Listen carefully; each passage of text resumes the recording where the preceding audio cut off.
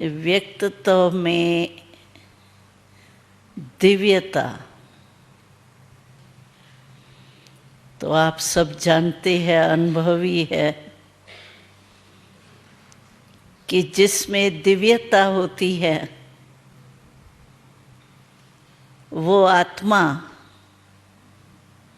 सभी को बहुत प्रिय लगती है। और देखा जाए तो मानव जीवन की विशेषता ही दिव्यता है। आप बिजनेसमैन हैं, मेजॉरिटी देवताओं को मानने वाले हैं, तो देवताएं जड़ चित्र है।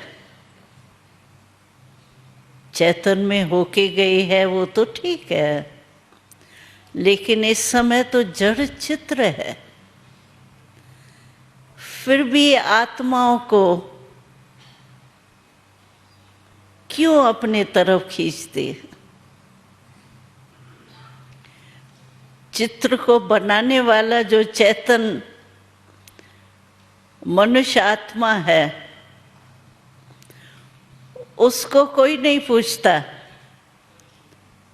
लेकिन जिस दिव्य मूर्ति को बनाया वो कितनी आकर्षित करती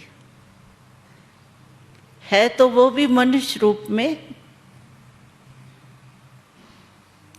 लेकिन वो अपने तरफ क्यों आकर्षित करती है, उसका कारण क्या है? दिव्यता। दिव्यता का अर्थ ही है दिव्य गुण व नैतिक मूल्य अपने जीवन में धारण किया है, इसलिए वो दिव्यता अपने तरफ आकर्षित करती। तो ऐसे ही अगर हम सब भी अपने में दिव्यता धारण करें तो हम भी कितने महान बन सकते। हम लोग उन महान आत्माओं का पूजन करते हैं, गायन करते हैं, कीर्तन करते हैं, माँ माँ को कितना पुकारते हैं, लेकिन माँ चाहती क्या है हमसे? आप सोचो, मानो आपका कोई बच्चा है और वो सारा दिन तो आपके कहने प्रमाण नहीं चलता है, लेकिन रात को बड़े भावना से आपको खुश करने के लिए वो आरती लेके आपके सामने आता है। पिताजी, आप तो बहुत अच्छे हो, आपका तो जग में नाम है, लेकिन मैं तो जैसा हूँ वैसा ही हूँ।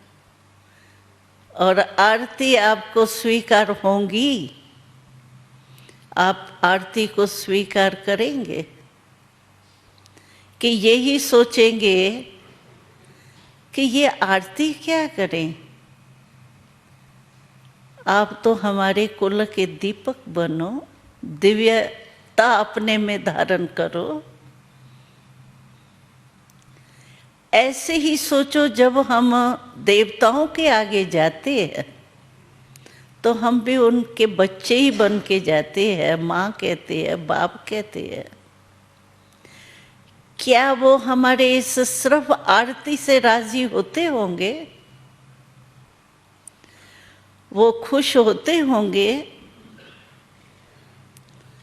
अगर वो खुश नहीं होंगे तो जिस भी लक्ष्य से हम जाते हैं, आजकल तो मेजॉरिटी देखा जाता है कि कोई न कोई आशा मन में होती है तब जाते हैं। हम दिल्ली में रहते हैं तो हम देखते हैं वहाँ गणेश जी की, हनुमान जी की वो मंदिर जो होते हैं, तो जब बच्चों के इम्तिहान के दिन होते हैं तो वहाँ इतनी लाइन रात तक लगी रहती है।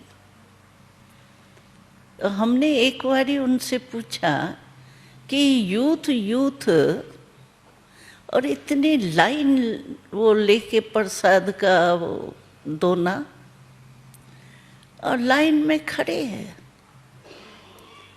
तो कहा इम्तिहान में पास होने के लिए ये खड़े।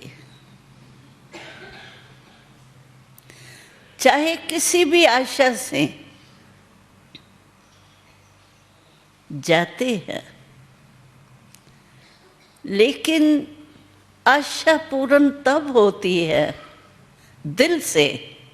मजबूरी से कोई बच्चा बाप के पीछे ही पड़ जाता है, ये आपको देना ही है, करना ही है, तो वो मजबूरी की देन जो होती है वो और होती है। लेकिन दिल से कोई माँ बाप बच्चे की आशाएं पूर्ण करे, वो दिल जब होंगी तब अच्छा होगा, प्यार होगा, स्नेह होगा, रिगार्ड होगा, कहना मानने वाला बच्चा होगा, तो उसके तरफ स्वतः ही दिल जाती।